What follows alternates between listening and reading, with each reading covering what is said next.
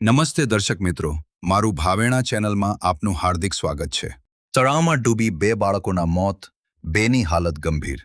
ભાવનગર જિલ્લાના તળાજા તાલુકાના મથાવાડા ગામે તળાવમાં ન્હાવા પડેલા 4 બાળકો પાણીમાં ડૂબી ગયા હોવાની ઘટના સામે આવી છે.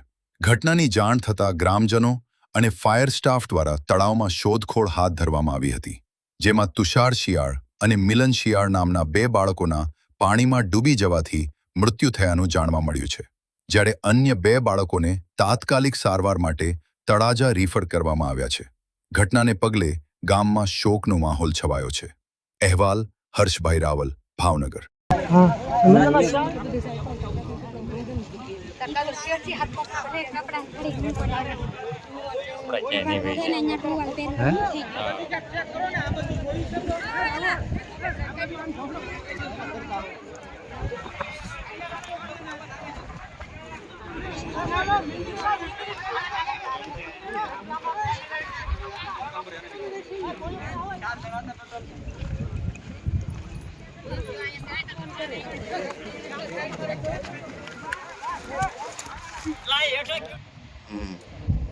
બહુ મોટો ઓલો મિલન